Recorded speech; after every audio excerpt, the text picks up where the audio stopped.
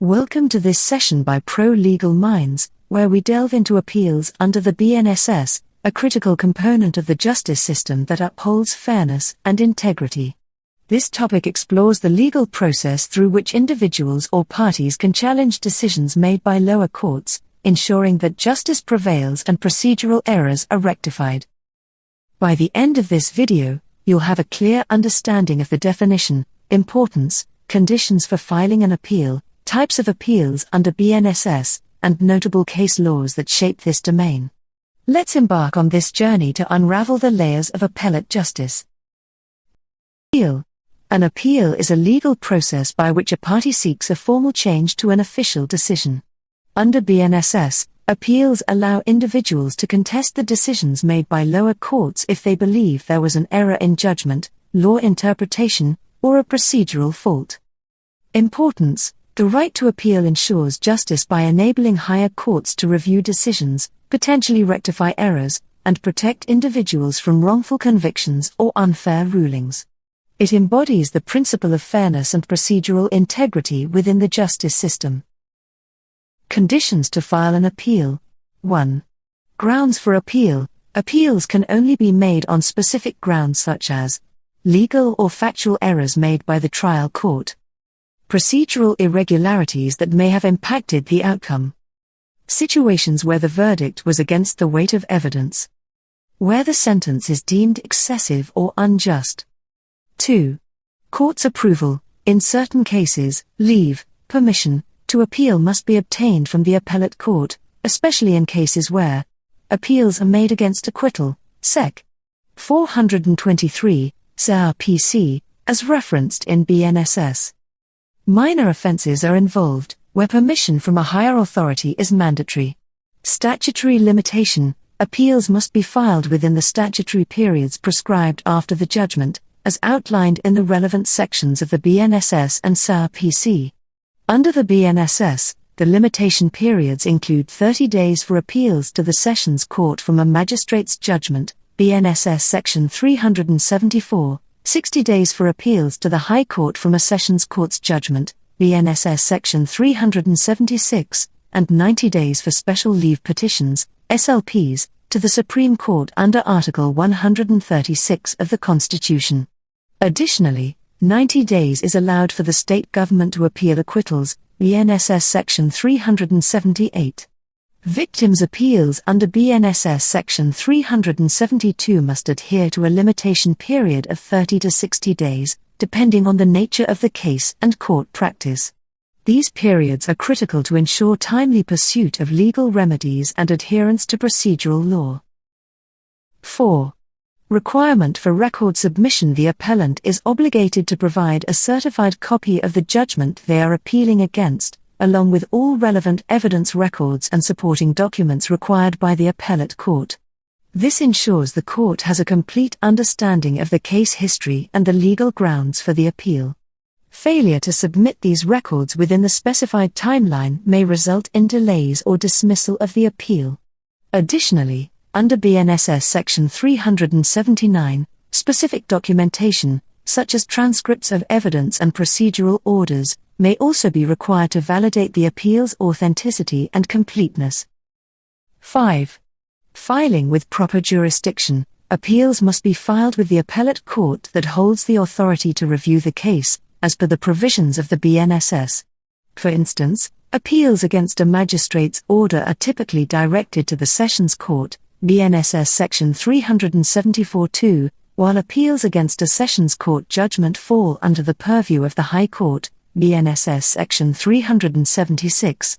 Jurisdiction depends on the nature of the offense, the court that delivered the initial judgment, and the hierarchy outlined in the legal framework. Filing with the correct court not only avoids jurisdictional conflicts but also ensures the timely processing and resolution of the appeal. Courts strictly adhere to jurisdictional boundaries to maintain procedural efficiency and fairness. Types of appeals under BNSS, Sections 413 to 435. 1. Appeal against conviction. BNSS Sections 413 to 420. A convicted individual can file an appeal against the verdict to reduce or overturn the sentence. It includes appeals on legal and factual errors. Example: an individual convicted by a sessions court can appeal to the High Court if they believe the trial was flawed. 2. Appeal against acquittal. BNSS sections 421 to 423, filed by the prosecution or complainant against a lower court's decision to acquit the accused. Special permission from the appellate court is usually required. Example: if a person accused of a serious offense is acquitted, the state or complainant may appeal the acquittal. 3. Appeal on sentencing. BNSS section 424, appeals challenging the severity or leniency of sentencing. Either party may appeal to modify the sentence. Example: a convict may appeal a life sentence, arguing it is disproportionate to the crime. 4. Special appeals, death sentence confirmation. BNSS sections 407 to 412. A death sentence issued by a sessions court requires mandatory confirmation by the High Court before enforcement, even without an appeal by the convict. Example: a High Court must confirm any death penalty given by a lower court, ensuring due process and careful review. 5. Appeal by the state in public interest.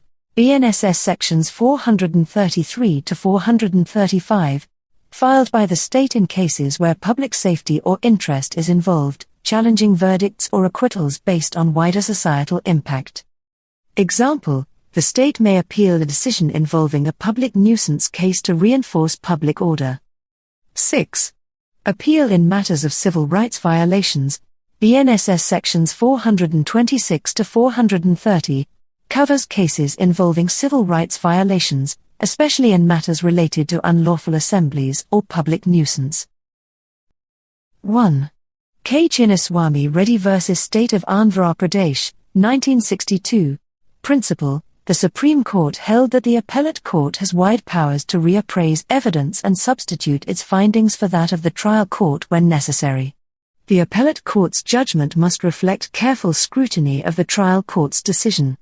Significance: this case emphasizes the role of the appellate court in ensuring justice by reviewing the evidence thoroughly. 2. Bhagwan Rama Shinde Gosai v. State of Gujarat, 1999. Principle: the Supreme Court observed that appellate courts must ensure that appeals involving serious offenses are disposed of expeditiously to maintain public confidence in the justice system. Significance: this case highlights the responsibility of appellate courts to handle cases efficiently while ensuring fairness. 3. State of Rajasthan v. Sohan Lal, 2004. Principle: the Supreme Court reiterated that an appellate court must record reasons when reversing or altering a trial court's findings, particularly in criminal cases.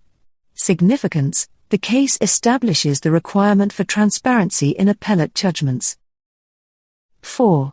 Harinath v. State of UP, 1988. Principle: it was held that an appellate court has the duty to interfere if the trial court's decision is based on a misunderstanding of legal provisions or misinterpretation of evidence. Significance: the case underscores the appellate court's role in correcting errors made during the trial process. 5. Novaneetan v. State of Tamil Nadu, 2017. Principle: the High Court held that the appellant's right to a fair hearing must be upheld during appellate proceedings. Denying the appellant proper representation violates principles of natural justice. Significance: this case affirms the fundamental rights of appellants during appeals. 6. Shivaji Sahabrao Borbade v. State of Maharashtra, 1973. Principle: the Supreme Court stated that an appellate court must lean towards justice and avoid adopting hyper-technical approaches, especially in criminal cases where liberty is at stake. Significance: the case emphasizes a balanced approach during appellate review, avoiding overly technical interpretations that may hinder justice. 7. Dhananjay Rai v. State of Bihar, 2005. Principle: the appellate court is empowered to consider new evidence if it directly impacts the case's merits and was not available during the trial. Significance: this case establishes that appellate courts can accommodate additional evidence in the interest of justice. 8. Ashok Debbarma v. State of Tripura, 2014. Principle: the Supreme Court held that appellate courts must ensure the fairness of the trial proceedings and address any substantial errors that could have influenced the trial's outcome. Significance: the case emphasizes the appellate court's role as a safeguard against miscarriage of justice. 9. Shyam Babu v. State of Uttar Pradesh, 2012. Principle: the High Court ruled that non-consideration of critical evidence by the trial court necessitates intervention by the appellate court to ensure justice. Significance: this case highlights the appellate court's responsibility to review evidence comprehensively. Application in appeals: these cases collectively highlight key principles. 1. Fair review, ensuring a just and comprehensive review of trial court judgments. 2. Transparency, providing detailed reasons for altering or upholding lower court findings. 3. Correction of errors, addressing legal and evidentiary mistakes made during the trial. 4.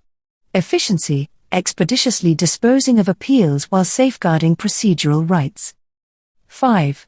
Balance, avoiding technicalities that obstruct the delivery of justice. Thank you for watching this session by ProLegalMinds. We hope you found the content insightful and helpful.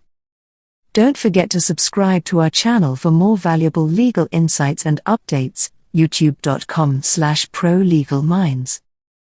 If you have any legal questions or need assistance, visit us at ProLegalMinds.com to connect with our expert team. We're here to help you navigate the complexities of the law with confidence. Stay informed. Stay empowered.